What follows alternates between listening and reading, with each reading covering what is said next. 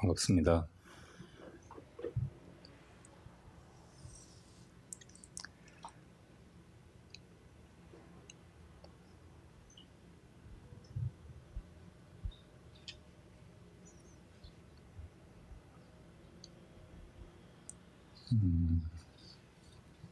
질문지가 올라와 있어서 이거 한번 읽어보겠습니다. 선생님 감사합니다. 몇 가지 경험을 했는데 이것이 맞는지요? 첫 번째, 방에 홀로 앉아서 이것이 무엇인가 생각하고 있었는데 갑자기 배가 고프다는 생각이 들면서 배고픔을 아는 이것 안에 나의 몸, 이것 이제 바르게 쓰셨나 모르겠네. 이것 안에 나의 몸이 들어와 있고 세상도 들어와 있다는 경험. 잠깐이었지만 너무 크게 다가와서 잊어버릴 수 없는 경험이었어요.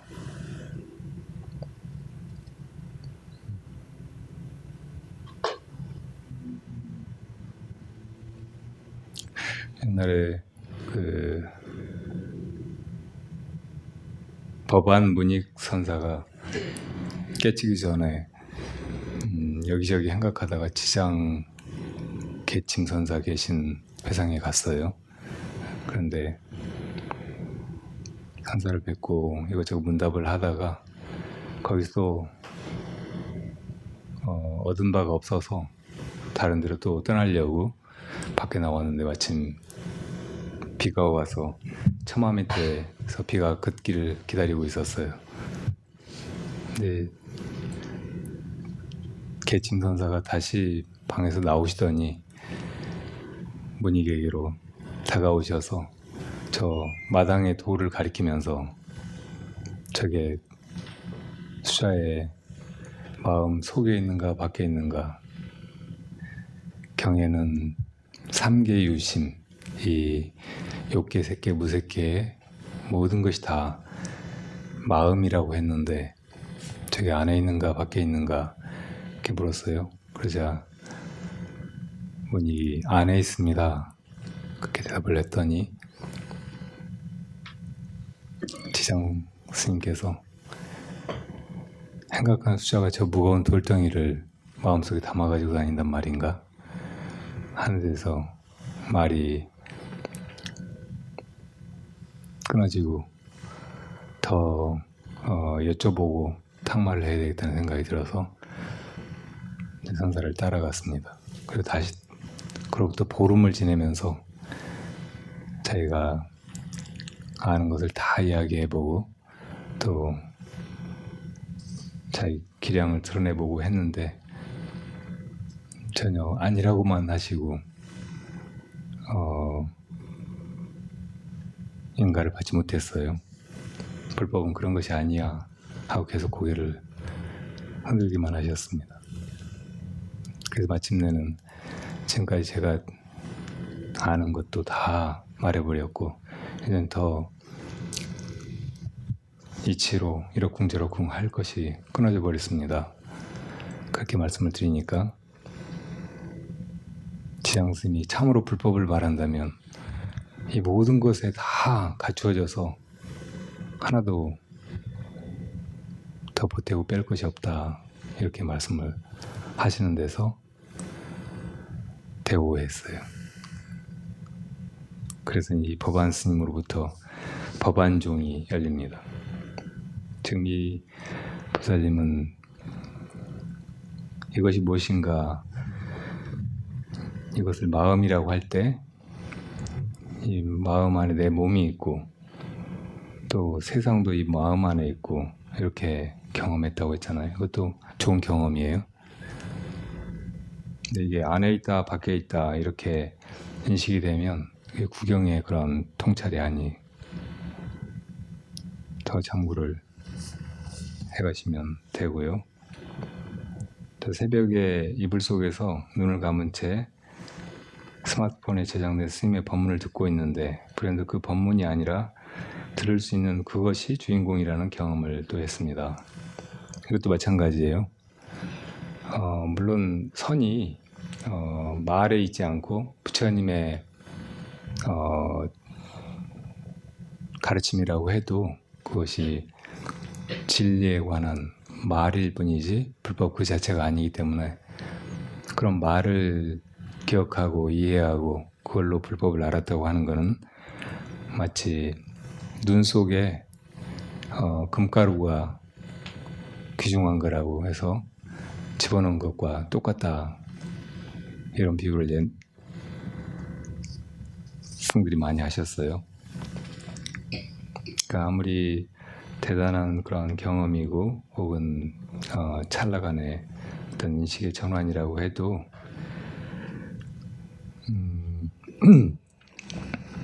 이것이다라고 알아주는 것이 있으면 그것은 구경의 체험이 아니기가 쉬워요.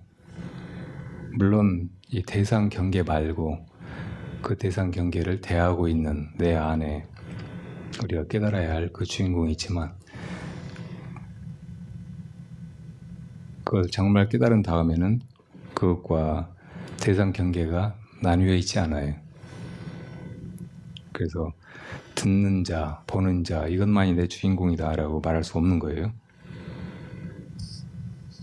다음, 지하상가를 지날 때 가게에 진열된 물건들이 매우 뚜렷하게 확 연기되는 공의 모습으로 비치면서 바라보고 있는 그것과 동시에 둘이 같이 있으면서도 분리되는 느낌의 경험이 굉장히 강렬하게 다가왔어요.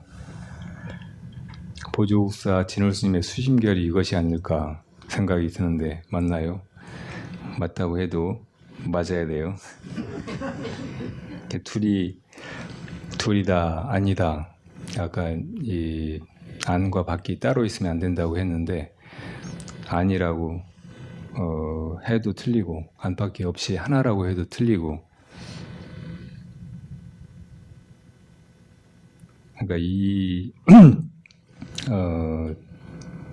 참구의 길에서 어떤 결론도 중간에 내리면 안 돼요. 그래서 그냥 오직 모를 뿐인 마음으로 의심하고 이렇게 나아가고 도중에 이것이 아닌가? 참 좋구나. 이런 경험이 온다고 해도 멈추지 말고 그 한결같이 의심을 지어나가는 것이 좋아요. 되게 이제 의심이 깊어져 갈 때 어떤 단계가 되면 그 전에 법문 듣다가 궁금했던 거 혹은 미처 몰랐던 것이 눈이 확 떠지는 것처럼 알아지는 듯한 느낌이 올 때가 많이 있어요. 근데 거기서 멈추면 이 구경의 자리에 이렇게 못 들어가고 큰 장애가 되는 수가 많아요. 이렇게 항상 초심의 마음으로 혹은 아무것도 모르는 그 마음으로 들어가서 오로지 화두만 있는, 참구만이 있는 그런 상태로 들어가려고 하는 것이 이렇게 바르다고 할 수 있겠습니다. 이렇게 그냥 막연히 의심을 지어야지 하면서 사실은 그러지도 못하면서 이렇게 언젠가는 이게 되어가겠지 하고 그런 태도로 가는 사람도 또 어떤 병에 빠져 있다고도 할 수 있어요. 언제든지 이 화두에 의심을 일으킬 때 지금 내가 이 답을 당장 찾아야 되겠다. 지금 스승이 목전에서 나에게 이 질문을 던졌는데 내가 대답을 바르게 해야 되지 않겠어요? 마치 그런 마음으로 지금 직하에, 언하에 그 답을 찾으려는 마음이어야 이 의심이 충분히 강하고 순수해요. 그래서 이제 다른 망상이라든지 혹은 화두를 놓쳐버리고 그럭저럭 지내는 그런 게으름이라든지 혹은 무각상에 빠지지 않아요. 그래서 이 화두를 뜰 때는 깨치겠다 혹은 언제나 깨칠까 그런 생각을 두지 말아야 돼요. 그러니까 그냥 순수하게 알고 싶은 마음만 있는 거, 이게 이제 바른 거고, 그 외에 조금이라도 다른 생각이 거기 스며 있으면은 그게 잘못된 것이고 잘못될 소지가 있는 거예요. 그와 같은 참고를 해나가시기 바랍니다.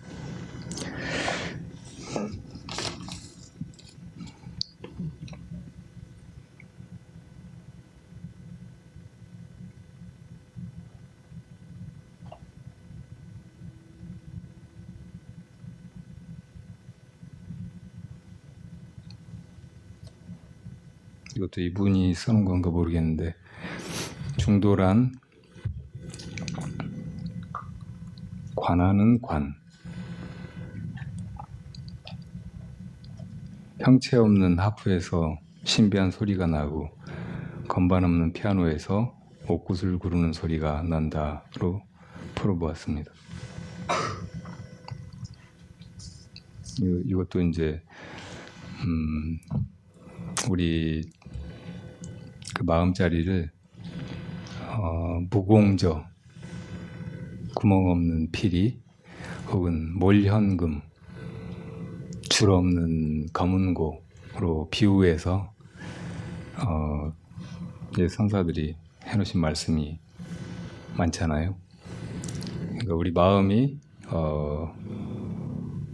아무 형체가 없지만, 그래서 뭐 악기에 비유하자면 피리의 구멍이나 검은고의 줄 같은 것이 없지만 마음속으로 피리 소리 생각하면 피리 소리가 릴릴리 하고 나잖아요. 또 검은고 소리가 띵띵띵띵 뭐 이렇게 나잖아요. 그러니까 이제 악기라고 비유할 수 있는 거죠.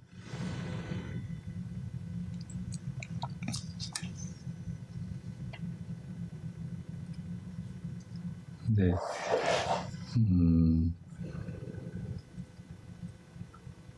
정말로 이 마음을 증득한 사람은 자기 말을 할 수 있어야 돼요. 다른 사람의 말을 흉내내는 게 아니고, 부처님의 말이라고 해도, 또 옛 깨달은 선사들의 말이라고 해도 그런 거 말고 자기 말을 할 수 있어야 된다고. 지난번에 한번 말씀드린 공안인데,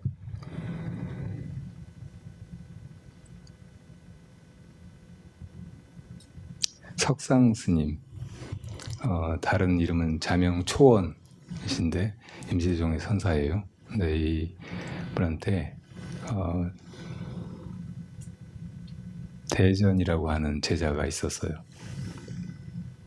어느 날 스승이 대전 보고 무엇이 네 마음이냐 하고 물었어요. 지금 이렇게 이야기하는 이것이 제 마음입니다. 그 대답을 했더니 막 야단을 치면서 쫓아내버리는 거예요. 너무 이제 참담하고, 그럼 이거 말고 뭐지? 하고 아무리 참고를 해봐도 도저히 다른 답을 찾을 수 없었어요. 그래서 이제 한 열흘 혼자 낑낑대다가 마침내 다시 스승에게 참문했어요. 스승이 가서 자기가 물었어요. 그때 그거 말고 뭐가 제 마음입니까? 그랬더니 스승이 눈을 찢겨뜨거나 눈을 깜빡이는 거 말고 네 마음을 가져오느라 하는 거예요. 우리가 그게 뭐냐고 물으면 지금 이렇게 말하는 이것입니다. 지금 이렇게 보는 이것입니다. 지금 이 소리를 듣는 이것입니다. 이렇게 대답하기는 쉽잖아요. 다 누구든지 그게 자기 마음이라고 알고 있잖아요. 근데 그걸로는 지금 이 소리를 듣고 있는 건 뭐예요? 약간 이 주객이 분리된 느낌으로 이 밖에 있는 건 다 객이고 경계고, 그것을 대하고 있는데 안해비설신에 주관이 이게 내 주인공이다 이렇게만 알아서는 안 된다고 했잖아요. 되게 다 사람들이 여기를 못 벗어나요. 여전히 안팎 혹은 나와 나 아닌 것에 분리가 있는 거예요. 이걸 지나가야 돼. 이런 사람한테 무엇이 네 마음이냐 하면 뭐라고 할까요? 다른 말을 할 수 있다고.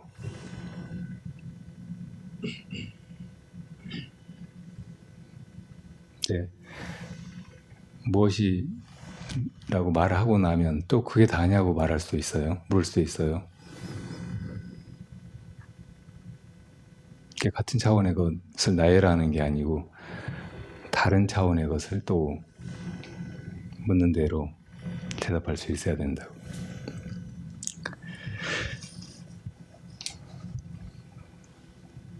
자,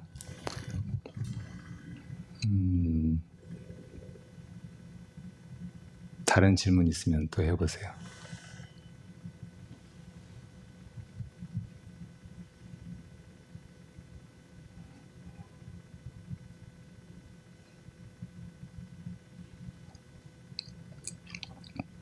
제가 이번에 유럽에 다녀왔어요. 아, 좋겠다 그러세요? 뭐 좋지 않은 것도 아니었지만 별로 좋지도 않았어요. 옛날에 조주 스님 회상의 어떤 제자가 그 회상에서 수행을 하다가 이제 그만 다른 절로 행각을 해봐야 되겠다고 와서 인사를 했어요. 그러니까 조주 스님께서 부처가 있는 곳에서도 빨리 지나가고 부처가 없는 곳에도 머물지 말고 그러다가 삼천리 밖에서 사람을 만나거든 잘못 들어서 보이지 말아라 하시는 거예요. 그러니까 제자가 듣고 있다가 그러면 행각을 떠나지 않겠습니다 했어요. 그랬더니 조주스님이 정량화라고 대답하셨어요. 버들꽃을 따라, 버들꽃을 따라. 이게 무슨 말일까요?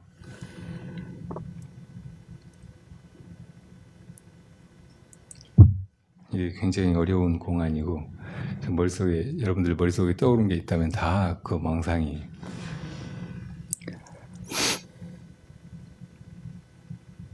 이 조주 스님은 아주 어려서 출가했다가 여러 번 얘기했지만 어린 도반 달성이라고 하는 사람과 같이 태양산에 들어가서 이쪽 저쪽에 움막을 짓고 열심히 도를 구했는데 도중에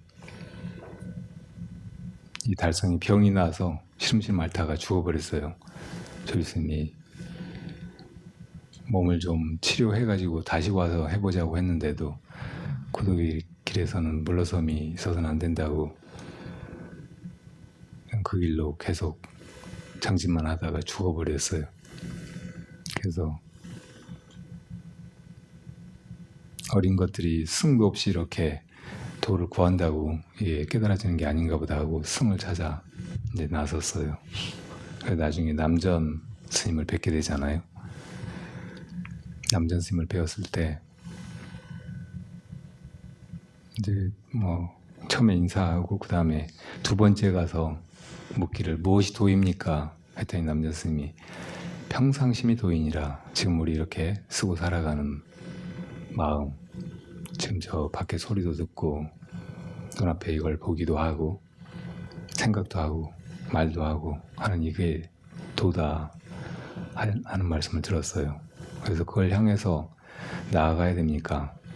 그럼 이게 뭘까 하고 참고해 가야 되는가 혹은 그게 무엇인지 붙들거나 깨달아 봐야 되는가 하고 이제 물었더니 그걸 향해 나아가면 도리 어긋난다 그러셨어요. 그래서 이제 그걸 향해서 나아가 보지 않으면 그 평상심이 도라는 것은 어떻게 합니까? 우리는 다 이제 뭐 이렇게 하는 것이 마음이라고 해도 이게 하는 게 뭔가 하고 그걸 참고해서 그걸 붙들어 보거나 깨달아 보거나 알아보거나 하지 않으면 그 도인지 뭔지 그게 궁극의 내가 찾아야 될 거 혹은 내 안의 불성 참나 이것인지 아닌지 알지 못한다고 생각하잖아요. 그랬더니 남전 스님이 도는 알고 모르는 데 속하는 것이 아니다. 안다고 하는 것은 다 망상이고 모른다고 하는 것은 다 무기일 뿐이다 하셨어요. 이 말에 깨달아 버렸다고. 우리는 뭐든지 알려고 한단 말이에요. 아는 것을 자기 살림을 삼고 아는 것에 의존해서 살아가고, 그리고 살면서 뭔가 여의치 않고 괴롭고 불편한 것은 내가 뭘 몰라서라고 생각을 해요. 근데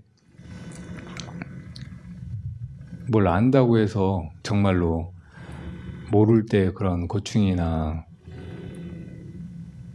힘든 것이 다 없어지는가? 그것도 아니잖아요. 우리가 안다고 하는 게 대부분 망상이라고. 그 망상 때문에 더 불편하고 더 마음속이 어지럽고 편치가 않죠. 그러니까 그런 망상은 없는 것이 좋아요. 다시 말하면 아무것도 모르는 자리가 우리 본래 마음이라고. 그 본래 마음을 깨닫기 위해서 알려고 하면 도리어 어긋나는 거예요. 뭘 알려고 하면. 이 도 닦는다고 하는 일이, 도를 깨닫는다고 하는 것이 뭘 아는 것이 아니라는 것을 빨리 알아차려야 돼요. 그리고 자기 마음 자기가 몰라요. 끝까지. 우리는 다 깨달은 분들은 마음이 뭔지 알겠지 이렇게 생각하는데 그것도 망상이에요. 그걸 깨닫는다고 하는 것은 그걸 우리가 뭘 보듯이 보거나 뭘 알듯이 알거나 뭘 잡듯이 이렇게 잡는 것이 아니에요. 그건 대상이 아니거든요. 무슨 지식도 아니고 이론도 아니고 이런 물건이 아니라고. 그러니까 그건 모르는 거예요. 그렇지만 모르기만 한 것도 아니에요. 우리가 뭘 모르는 것은 뭘 알고 싶은데 그냥 아무것도 떠오르지 않는 거예요. 혹은 그냥 깜깜한 거예요. 잠든 것과 같은 상태예요. 그게 아무것도 나타나 있지 않다고. 그래서 무기라고 해요. 기록된 마음의 그 화면에 나타나는 것이 아무것도 없다고. 그걸로는 아무것도 못해요. 근데 우리 마음은 그러지 않아요. 아무것도 못하지 않는다고. 어린 애기들도 아무것도 모르지만 엄마 보면 엄마인 줄 알고, 젖을 물리면 배고프면 젖 먹을 줄 알고, 배고프면 울 줄 알고 다 이것저것 하잖아요. 무엇이 그렇게 해요? 그 어린 아기의 마음이 그렇게 하지. 평상심이. 그 평상심 아무것도 몰라도 모르는 것만이 아니라고. 다 작용해서 할 걸 다 한단 말이에요. 그러니까 그 마음으로 돌아가는 거. 마음이 그렇게 드러나서 알거나 보거나 할 수 있는 것은 아니지만 항상 이렇게 작용하고 있다는 것을 깨닫는 것이 깨닫는 거예요.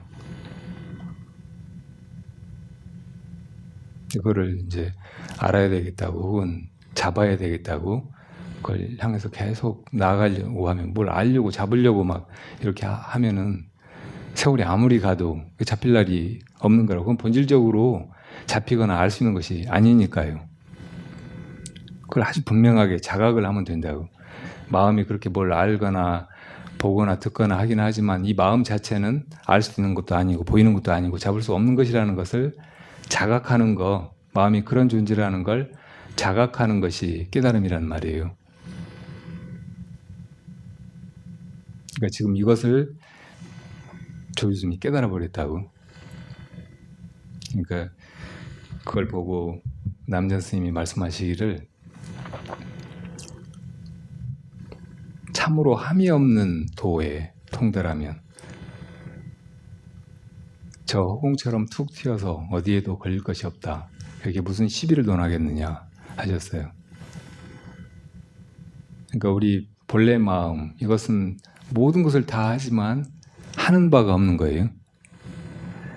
공연히 내가 마음에서 일으킨 하나의 망상에 불과한 나를 만들어가지고 그것이 이렇게 할까 저렇게 할까, 이것은 안다 모른다 하면서 이 모든 고통과 혼란이 생긴 거라고. 근데 그 마음의 존재, 뭘 아는 것도 아니고 모르는 것도 아니고 하는 바도 없고 안 하는 것도 아니고 한 그 존재가 다 해나간다는 것을 알고 나면 내가 할 것은 아무것도 없는 거예요. 망상으로서의 나를 만들어가지고 이것이 이럴까 저럴까 할 것이 없다는 말이에요. 이제 무사인이 되는 거예요. 일 없는 사람이. 아무것도 할 것이, 마음이 다 하는데 뭘 해요?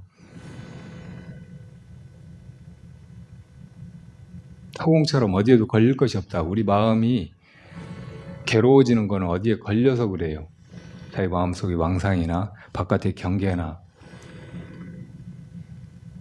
어딘가에 걸리니까 그게 괴로움을 이야기한다고. 교통사고 나는 거하고 똑같아요.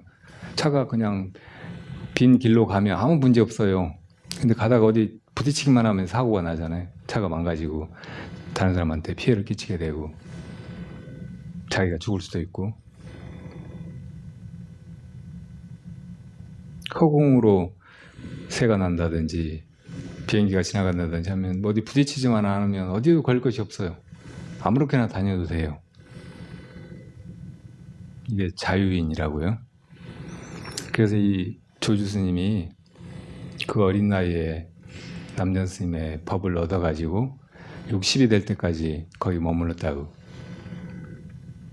60이 돼서 떠나면서 두 가지 얘기를 했어요. 내가 그때 처음 남전 스님을 뵙고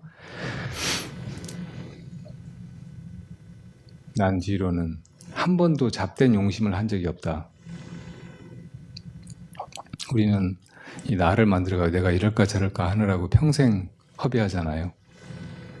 이렇게 한다고 해도 별로 좋을 것도 없고 저렇게 한다고 해도 문제가 없는 게 아니에요. 근데 계속 이럴까 저럴까 하면서 스스로 혼란스러워하고 괴롭고 세상에도 온갖 자기 악업으로 피해를 끼치고 하면서 그렇게 잘못된 인생을 산다고.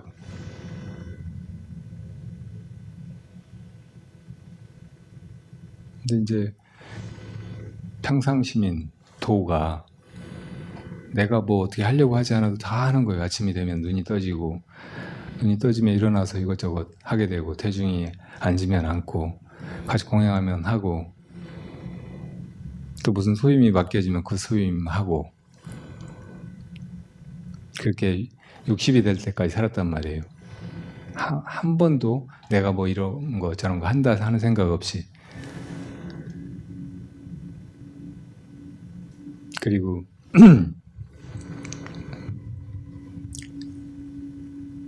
사람들은 다 하루 12시, 12때 그러니까 24시간 네, 불임을 당하지만 나는 내가 24시간을 굴리고 산다 했어요. 내가 나서가지고 이렇게 할까 저렇게 할까 하면 하루 24시간에 끌려가고 아무리 허둥대고 그 시간을 잘 짜서 뭘 해보려고 애를 써도 다 부족하고 결과가 신통치 않고 괴롭기만 하고 바쁘기만 하고 그렇죠. 그런데 나를 이게 망상일 뿐이라는 걸 알고 내 안에 그 평상심이 다 해나가게 이렇게 두면 그 다 해나가 어디에도 걸림이 없고 내가 모든 것의 주인이에요. 내가 부처가 되고 내가 법왕의 자리에 앉아서 모든 것이 이 삼라만상 이 우주 법계가 다 이치대로 돌아간다. 그렇게 살아가는 거예요. 그러니까 이와 같이 자기 이 일상의 마음의 존재를 자각하기만 하면 우리도 다 그렇게 살 수 있는데 공연히 내가 이럴까 저럴까 이렇게 살까 저렇게 살까 하면서 이렇게 방황을 하고 있잖아요. 이런 법문을 그냥 한때 듣고 말고 혹은 흘려 듣지 말고 내가 그렇게 되도록 반조해야 돼요. 자, 그리고 이 스님이 60에 떠나서 80에 될 때까지 행각을 하셨어요. 어느 날 행각하다 어떤 절에 들렀더니 거기 스님께서 왜 이렇게 다니기만 하고 어디 정착해서 중생을 교화하지 않느냐고 해요. 그러니까 그 스님이 조주 스님이 어디에 머물러야 될지를 모르겠다고 하셨어요. 그러니까 여기 절 뒤쪽인가 어디에 그런 터가 있는데 거기서 지내지 않느냐고 하니까 그러면 거기가 좋은 데면 스님께서 사시죠. 그랬더니 이제 또 대화가 끊어졌어요.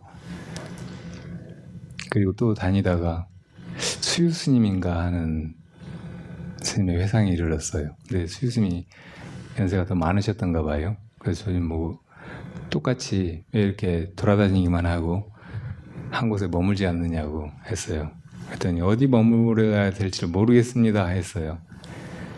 그랬더니 그 천하의 선지식이라는 사람이 그런 것도 모르느냐고 하니까 이번 조주스님이 말을 못했어요.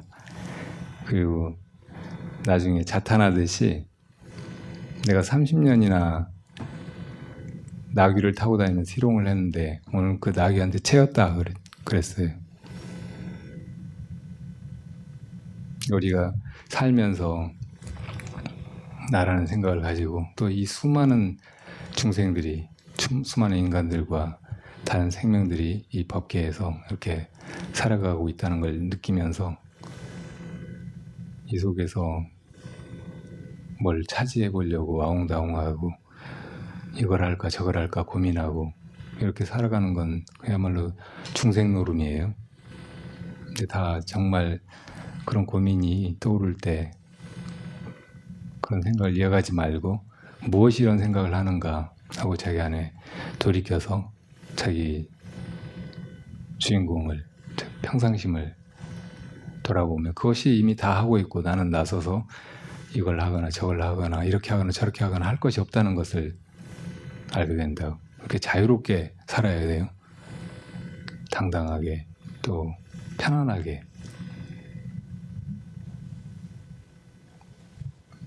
제가 왜 이런 얘기를 하느냐면 제가 그렇게 행각을 하고 싶었는데 유럽에 갔다가 비참하게 헤맸던 얘기를 연결시켜 보려고 하는 거예요. 이제 나이가 들어서 그런지 12시간, 14시간 막 그렇게 비행기 타는 걸 못 하겠더라고요. 너무 힘들어요. 그 전에 이제 몇 번 힘들었던 기억이 있어서 그냥 화두만 들고 잊어버리고 있어야 되겠다고 출발을 했더니 그냥 별로 이렇게 움직이질 않고 있기는 있었어요. 근데 내리고 보니까 너무 힘든 거예요. 그래가지고 어떻게 이제 숙소를 잡고 쉰다고 쉬었는데도 쉬어지지가 않고 장출혈이 생겼어요. 근데 이제 처음에 이 유럽으로 여행을 한번 오시라고 권했던 분이 그 파리에 옛날 법정 스님 아시던 잘 보시던 그 부부고 지금 식당을 하시고 하거든요. 그래서 그분들한테 내색도 못하고 태연하게 그냥 이래저래 하자는 대로 하고 하는데 참 힘들더라고요. 그래도 아주 의미 있는 대화였고 그분들이 감사하고 또 먼 나라에 와서 그렇게 힘들게 살고 있다가 그래도 그 전에 지녔던 불심을 놓지 않고 이렇게 해서 배우려고 하시고 또 헛되이 살지 않으려고 하시고 하는 마음을 보니까 참 감사하고 좋은 대화도 많이 나누고 그랬죠. 그리고 이제 그 다음에 독일로 가기 전에 독일에도 만나야 될 분들이 있었어요. 가기 전에 조금 나 혼자 시간을 오랜만에 가지고 싶어서 크로아티아로 갔어요. 근데 거긴 참 아름다운 곳이더라고요. 그 아드리아해 바다가 정말 맑고 또 땅도 산을 보면 산이 깨끗한 돌들로 가득해가지고 먼 데서 보면 꼭 눈이 온 것 같아요. 사람들도 다 이렇게 맑고 체질 건장하고 그런데도 하나도 이렇게 위협적이거나 부담스럽거나 그러지 않고 아주 잘 다녔는데 몸은 좋지 않아서 이제 여기저기 구경 다니고 그러진 못하고 주로 이제 숙소 앞에 바닷가가 있었는데 그 앞에 조약돌이나 이것저것 보면서 근데 그쪽에 바닷가의 돌들도 다 옛날 석회암들이 만든 무슨 지형?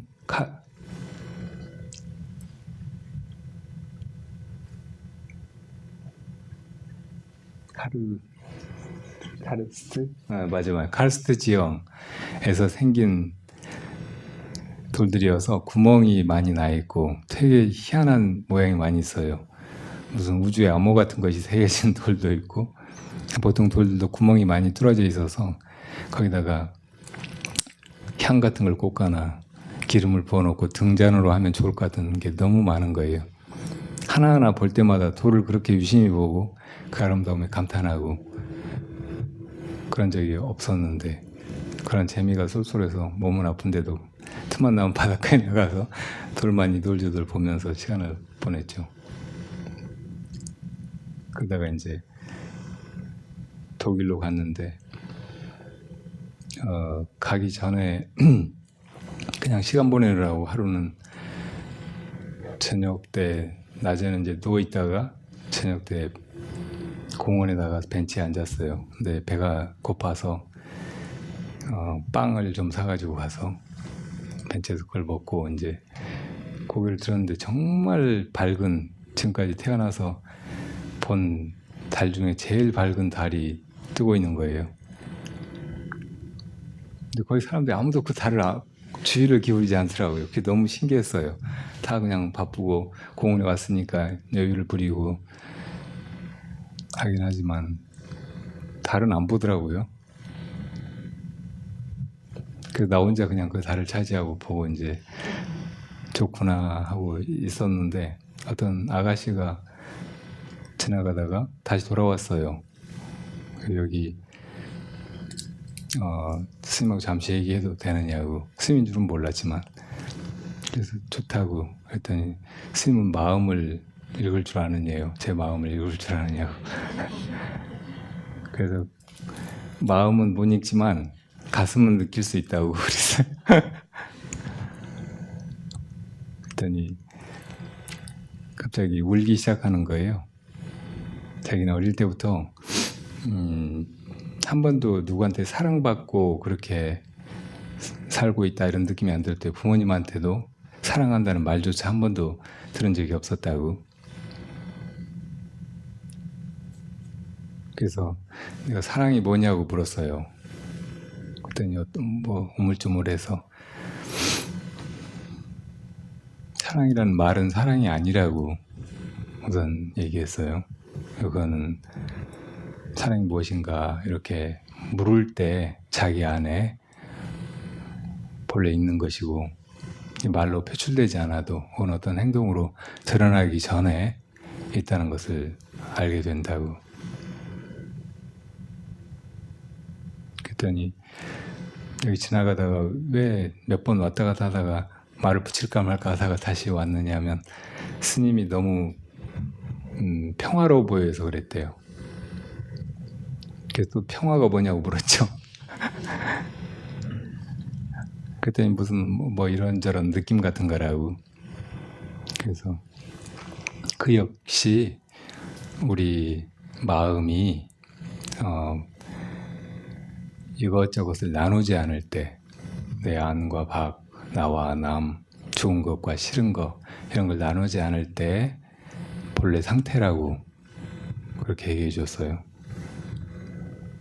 내가 아마도 계속 아프고 굶어서 힘이 없으니까 평화로워 보였나 봐요. 마음속에 별 생각도 없고 그냥 달이 좋아서 달만 보고 있으니까 그 사람한테는 무척 평화로운 풍경으로 비쳤나 보다 이렇게 생각을 했죠. 그 이래저래 더 이야기를 이제 해주고 그랬는데, 그 사람도 굉장히 어릴 때부터 삶이 좀 외롭고 고되다 이런 생각을 하면서 뭔가 영적인 것, 뭐 평화라고 하는 것도 이 보살님은 그냥 뭐가 편안하고 평화로 보이는 거 이런 걸 떠나서 그 내적인 평화, 우리가 말하는 열반 같은 거, 그런 것을 찾고 있는 사람이라는 생각이 들었어요. 그래서 그런 길로 나갈 수 있게 이제 조금 더 얘기들을 해주고, 자기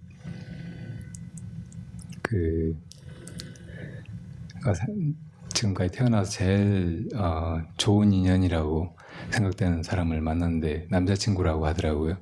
그 남자친구하고 소울메이트라고 느낀대요. 근데 이 사람도 잃어버리면 어쩌나 그런 불안이 마음속에 있다고.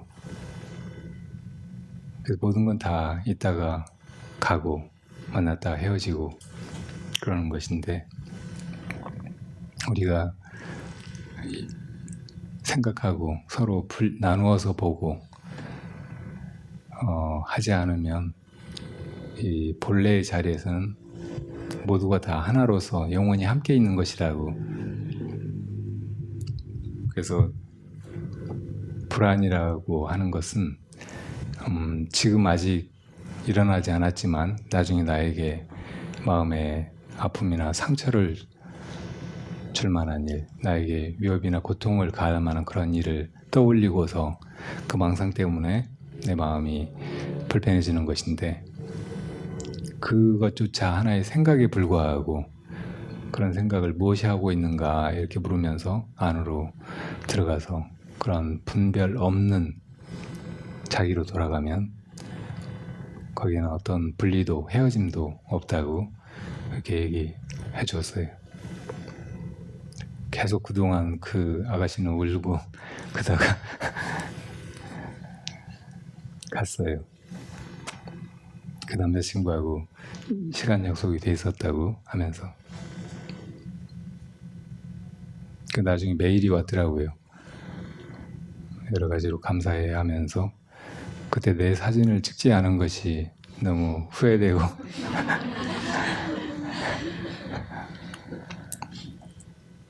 근데 그 사람을 보내고 나니까 내가 여기 왜 와가지고 이 고생을 하고 있나 했던 생각이 싹 없어져 있더라고요. 아, 이런 인연을 만나려고 왔나 보다. 저도 다시 고맙게 생각하고 그 의미를 되새기게 됐죠. 다음 날은 제가 공항으로 다시 독일 쪽으로 떠나려고 비행기를 탔는데 택시 기사가 또 가다가 나보고 종교적인 사람이냐고 묻는 거예요.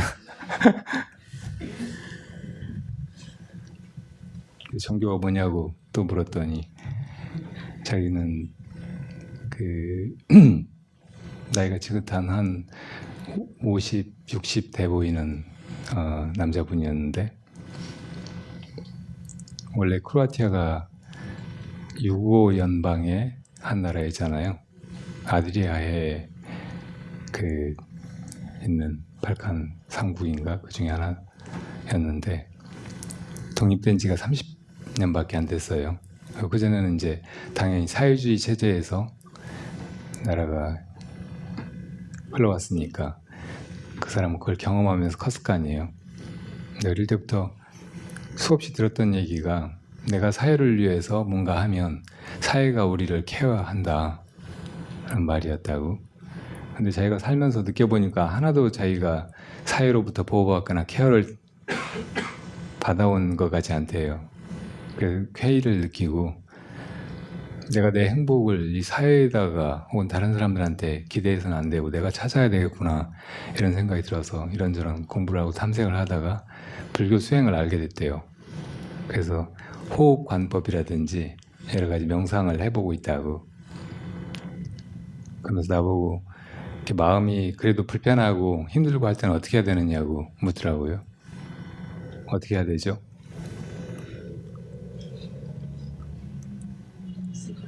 네? 나를 만나요? 저는 더 교수님 만나니까 편해지는데.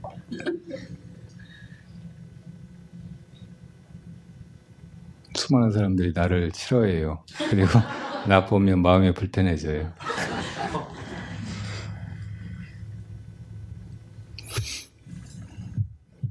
여러분들이 불법을 배워서 그걸 실천해가고 그 가장 빠른 배움과 실천이 선이잖아요. 선을 그런 마음으로 해가야 돼요. 그리고 그렇게 살아가면서 인연이 닿는 대로 생각하면서 사람들을 이제 일깨워야 돼요. 그게 진짜 불교고 선이죠. 자리 있다 하는 거. 그러니까 여행이라고 하는 것도 그냥 이것저것 보고 다니고 잠시 그냥 스쳐가는 그런 사람들을 만나고 다니는 게 아니고 그런 마음으로 해야 돼요. 내가 뭘 배우기 위해서 항상 이것들을 보고 있는 내 안에 이것을 놓치지 않으면서, 그리고 인연이 닿는 사람들에게 내 모습을 보여줌으로써, 혹은 내가 뭔가 일깨워주고 도움을 줌으로써 함께하고 같이 하려고 하는 마음으로 다녀야 된다고. 이것을 행각이라고 해요. 정말 깨달은 분들이 하는 그런 행각은 만행이라고 하죠. 그러니까 만행은 육도 만행이고, 바람일행을 하면서 이 일체 중생과 더불어서 다 함께 열반에 이르기 위해서 그렇게 다니는 거예요. 인연을 찾아서. 그래서 스님들은 내가 어디 만행을 했다 이런 말을 자기 자신이 그렇게 스스로를 지켜세우듯이 그런 말을 쓰지 않아요. 행각이라는 말조차 조심스럽게 쓰고, 행각하는 것도 이렇게 정말 구도심으로 도를 위해서 그렇게 다니는 것이 행각이기 때문에 그냥 여기저기 떠돌아다니는 거, 여행 다니는 걸 행각이라고 하진 않아요. 그러니까 여러분들도 가끔 멀리 외유를 하거나 해외여행을 하거나 하실 기회가 있고, 또 많이 이미 해외 오신 분들도 있겠지만 이제부터는 그런 마음으로 다니셨으면 싶어요. 내가 이렇게 그냥 여기에 터잡고 살아가면서 주인의식을 가지고 당당하게 이렇게 사는 것도 좋지만, 어떤 때는 그냥 나그네가 되어보는 거예요. 그렇지만 내가 나그네니까 그냥 스쳐가고 여기저기 기웃거리면서 구경이나 하고 다니는 사람이라고 생각하면 안 돼요. 생각하는 마음으로, 혹은 만행하는 마음으로 이렇게 다닐 때 비로소 보람이 있어요. 여기저기 좋은 거 많이 보고 다니면 나중에 신물 나요. 그 고생하면서 막 10몇 시간 비행기 타고 가가지고 다녀온 일이 하나도 남는 건 없고, 뭐하러 거길 또 가만히 자빠져 있지 쑤시고 다녔나, 이런 생각이 든단 말이에요.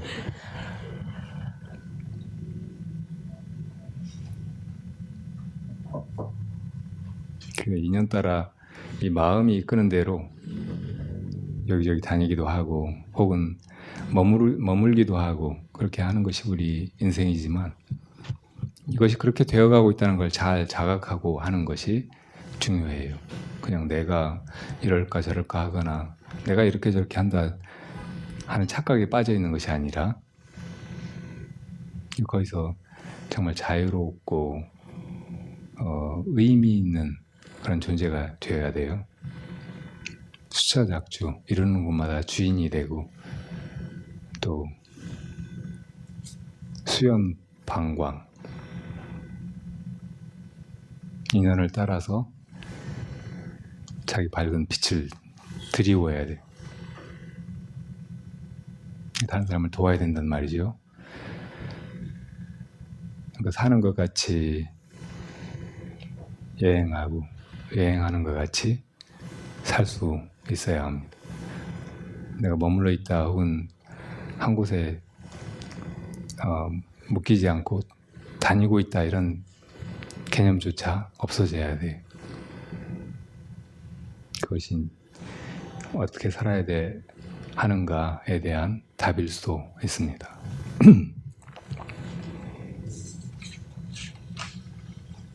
자, 다른 질문 있으세요? 네. 아름다운 것을 보면 네.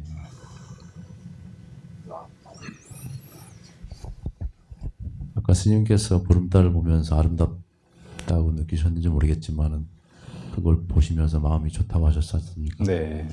그래서 아름다운 걸 보면은 우리가 좋게 느껴지고, 그렇게 되면은 그 아름다운 걸 또 보고 싶어 하고, 그러면 집착이 생기고, 그래서 집착이 생기지 않게 하려는 그런 망상 때문인지 몰라도 아름다운 것을 봐도 저것은 아름답지 않다.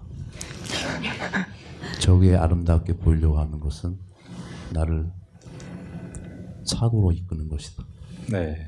그래서 뭐 부정관 수행을 한다든지,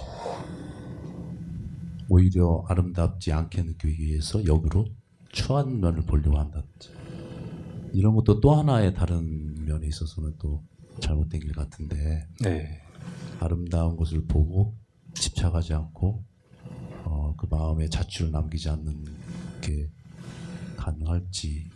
왜냐하면 스님께서 그 크로아티아에서 보름달을 보셨을 때 네, 나중에 또 그게 보고 싶으시지 않으셨어요? 별로 안 보고 싶어요.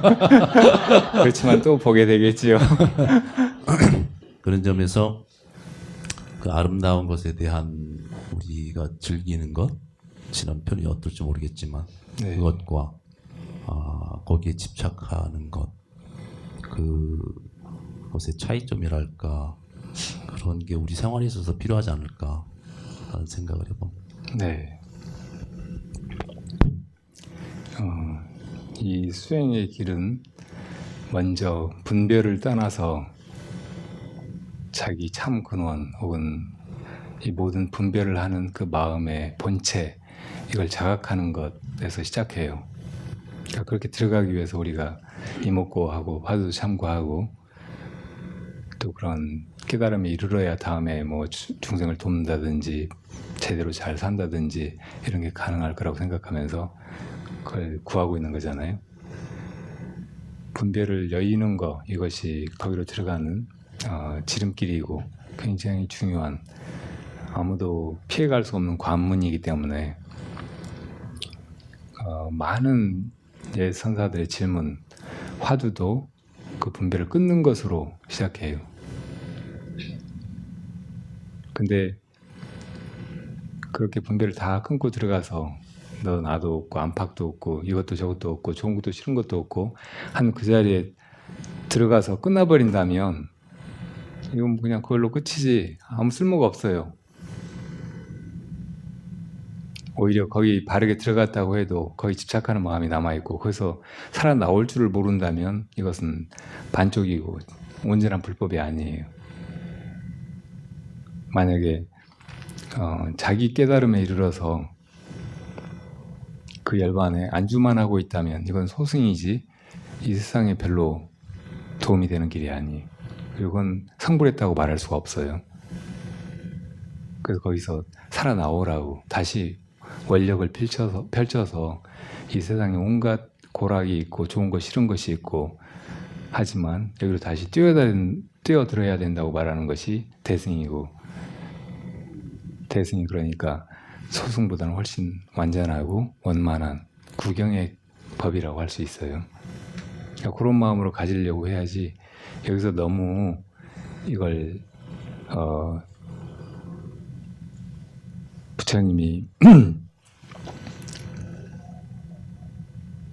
좋은 것도 싫은 것도 가지지 마라, 사랑하는 사람도 미워하는 사람도 가지지 말아라, 이렇게 말씀하셨던 것에만 매어서 그것만 실천하려고 하면은 이게 잘 되지도 않을 뿐더러 그렇게 했다고 해도 이게 그냥 관념적인 것이거나 혹은 거기에 대한 집착이 조금이라도 남아있으면 별로 쓸모가 없어지는 수가 많아요. 그러니까 이 작은 법은 큰 그릇에는 담을 필요가 없어요. 거기 큰 그릇이 있다면은 굳이 작은 법을 담고 나중에 큰 법을 담아야지 이렇게 생각하지 말고 처음부터 큰 법을 향해서 나아가는 것이 더 바르고 중간에 멈추지 않는 완전한 원만한 길일 수 있어요. 이 옛날 스님 법문에 욕망을 따라가면 소승이나 범부에 떨어지고 소승에 떨어지고 욕망을 끊으려고만 하면 소승에 떨어진다. 그러니 어떻게 하겠느냐 이런 질문이 있어요. 우리는 다 이제 처음에 세상에서 아무것도 모르고 살다가 소승법을 들었을 때 이게 법이로구나 이렇게 살아야 되겠구나 하고 생각을 하기가 쉬워요. 그러니까 우리는 분별하고 좋은 것이 있으면 애착하고 그걸 가지려고 하고 이렇게만 살아왔기 때문에 그건 다 괴로움의 길이다. 그런 애착이라든지 혹은 좋다 나쁘다 분별하는 거, 이것을 벗어나야 열반에 이를 수 있다. 이런 말씀을 듣고 아 그렇구나 하고 느끼기가 쉽단 말이에요. 그래서 그렇게 자꾸 가려고 하죠. 근데 그 말씀에 또 매이고 거기만 머문다면 이게 소승적인 거란 말이에요. 그래서 이제 더 눈을 크게 뜨고보면 거기 이르렀다고 해도 이 많은 다른 중생들이 여전히 괴로움 속에 있다면 내가 거기서 혼자 편할 수가 없어요. 더 큰 마음을 내는 거, 내가 다시 이 모든 게 다 분별일 뿐이고 공한 것이고 그렇다고 해도 이 꿈속에 다시 뛰어들어서 꿈속에 꿈꾸는 사람들의 괴로움을 건지려고 하는 것, 이것이 더 큰 마음이고 그런 큰 법을 향해서 바로 나가는 것이 맞다는 말이에요. 처음부터 끝까지 하나의 지침으로 혹은 자기 길에 등불로 삼고 나아갈 수 있는 것은 대승의 마음이 어떻게 이 사람들과 함께 이 괴로움에서 벗어날까? 혹은 분별을 떠나는 거 혹은 애착을 여의는 거 여기서 끝나는 게 아니고 그걸 떠났다고 해도 다시 여기로 돌아올 수 있는 마음으로 이제 이루어져 간다고. 처음부터 너무 막 벗어나려고만 할 것이 아니에요. 잘 보는 거 이것이 훨씬 좋은 방법이에요. 그냥 그대로 보는 거예요. 반야로서 잘 비춰보면 좋고 싫은 것이 다 그대로 공예예요. 그러니까 좋은 것에만 집착할 일이 없어지고 또 그런 분별을 떠난 거 이것조차 공한 거예요. 법을 법이라고 집착하면은 뗏목을 자기가 타고 왔다고 이게 정말 소중한 거라고 해서 그걸 지고 다니는 사람처럼 어리석은 일이잖아요. 그러니까 그것도 자기 스스로 반야로 돌이켜보면 그 자체도 공한 것이란 말이에요. 그러니까 거기 매이지 않게 되는 거예요. 이 반야로서 잘 비춰보고 최종적인 목적은 다 함께 성불하는 것이라는 걸 알고 그 마음으로 이렇게 나아가면 돼요. 그 마음을 굳이 말로 또 표현하자면 보리심이에요. 보리심을 가지면 되는 거예요. 다 함께 이 괴로움에서 벗어나서 열반에 이르려고 하는 마음. 그러니까 그 마음으로 살아나야 된다는 말이에요. 분별이 끊어진 자리, 좋고 나쁨, 옳고 그름, 나, 남, 안과 박 이런 것이 다 없어진 자리만 머물려고 하면 안 된단 말이에요. 그건 법에 집착하는 것이고 그냥 온전히 죽어버리는 거예요. 아무 쓸모가 없어요. 그래서 옛 불조의 공안이 다 그렇게 죽은 자리만을 가리키고 있는 게 아니고 그렇게 크게 죽었다가 다시 살아난 소식을 말하고 있어요. 그런 길로 나가도록 하고 있고, 그러니까 그런 고민이 들고 하시면 그 고민으로 어떻게 답을 찾아보려고 하지 말고 그냥 큰 믿음으로 이 보리심을 그대로 다 담고 있는 반야를 일깨우는 그 공안을 가지고 화두를 의심해가는 것이 답이에요. 그런 공안 들어보셨을 거예요. 옛날 어떤 깨달은 노파가 좋은 스님을 보고 스님 제가 다 시봉을 해드릴 테니까 이것저것 다 놓아버리고 수행만 하시라고. 그래서 10년을 암자를 지어가지고 공양을 올려드리면서 시봉을 했어요. 이제 10년이 지나서 이 스님이 공부가 얼마나 익었나 시험해 보려고 그 노보살님이 자기 예쁘게 자란 손녀딸을 오늘 네가 공양을 좀 갖다 드려라 하고 말했어요. 갖다 드리고 스님이 공양상을 물리시고 나거든 뒤에서 가만히 껴안아 봐라 스님을. 스님 이럴 때 어떠세요? 하고 물어보라고 했어요. 그 손녀딸이 이제 할머니 분부대로 그렇게 했더니 스님 이럴 때 어떠세요? 그랬더니 소나무 뿌리가 차가운 바위 위에 걸터 앉은 것 같아서 아무런 정식이 없다, 아무 느낌이 없다 이렇게 말했어요. 그러니까 그 얘기를 할머니한테 와서 했더니 할머니가 노발대발하면서 막 달려 올라가가지고 그 스님을 쫓아내버리고 암자에 불을 질러버렸어요. 노파 소암이라는 공안이에요. 그러니까 그 젊은 스님 수행을 10년이나 틀고 앉아서 이렇게 한 스님의 그 대답이 이 할머니 마음에 들지 않았다는 말이잖아요. 어떻게 대답을 했어야 이 할머니가 아 내가 이 스님을 정말 잘 모시고 시봉한 보람이 있구나. 이제 이 스님이 중생 제도도 잘 하시겠구나 하고 가서 절을 하고 또 그런 길을 도와드리고 했을까요? 이걸 의심하는 것이 나아요.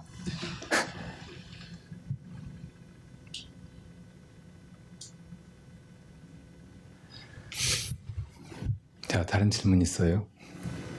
네. 보살님은 이런 질문만 하시지 말고 그냥 나한테 면담을 들어와요. 계속. 오늘은 네. 다른 얘기 하시려고? 보조국사 수심결 네. 진울 스님의 수심결에 대해서 스님의 좀 말씀을 듣고 싶습니다. 지금 이제 곧 지금 더 끝내야 될 시간이니까 수심결이 무슨 뜻이에요? 마음 닦는 요결 그런 말이잖아요. 그리고 수심결 서두에 보조 스님께서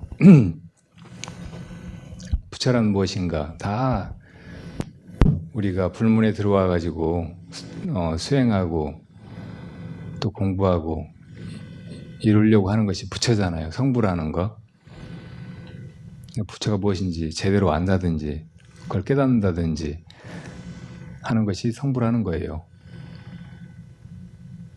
부처가 무엇인가 하시고 그거를 온갖 고행으로 뭐 예를 들어 몸에서 피를 내 가지고 그걸로 사경을 한다든지 혹은 다른 뭐 절을 막 백만 배를 한다든지 공덕을 쌓는다든지 막 이런 걸 해서 부처를 구하는 것은 다 모래를 찧어서 밥을 지으려고 하는 것과 같은 일이다. 부처가 무엇인가 바로 이야기하는 바로 이 마음이다. 아까 평상심시도라고 했잖아요. 부처 되는 길이 불도잖아요. 그런데 그 불도가 뭐냐고 하면 그게 밖에 있는 것도 아니고 오래 정말 힘들게 노력해서 얻어야 되는 것도 아니고 지금 이렇게 쓰이고 있는 이 자기 마음이란 말이에요. 이것이 수심결의 요지라고요. 이것이 온갖 조사의 가르침이기도 하고 또 불법의 대의이기도 해요.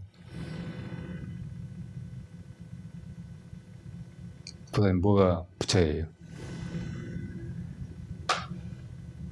그것뿐이에요. 뭐라고요? 다 똑같은 거잖아요. 아까만 못한 것이라고.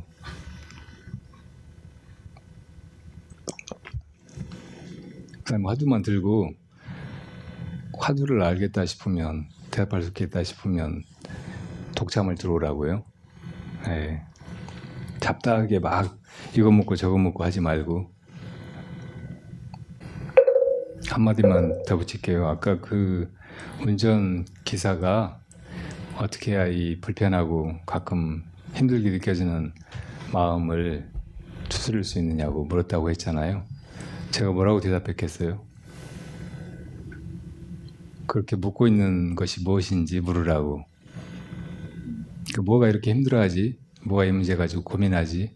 이렇게 정말 무엇이 그렇게 하는지 이걸 묻는 것이 언제나 쓸 수 있는 약이에요. 만병통치약이라고. 여러분도 마찬가지죠. 그러니까 지금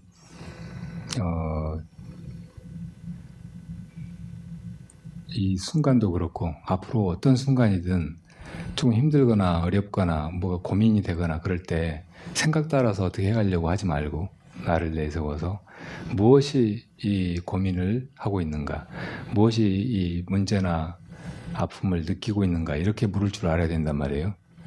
이 부처님 우리들한테 주신 만병통치약이라고. 이걸 못 쓰면 안 돼요. 아파 죽겠는데 누가 약을 줬는데 그 약을 안 먹고 아프다고만 하면 얼마나 바보 같은 짓이에요.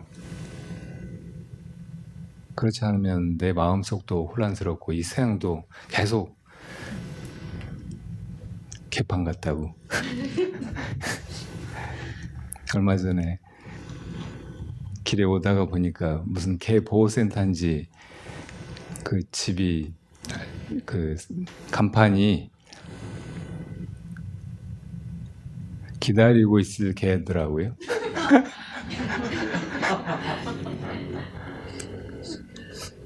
그렇게 좋은 때가 오리라고 기다리고만 있으면 개판이라고요, 사는 게. 정치인들 같이 혹은 돈 벌어서 어떻게 뭐가 쓸만한 돈이 생기면은 행복해질 거라고 기다리고 있을게 하고 있으면 세상이 개판이란 말이에요.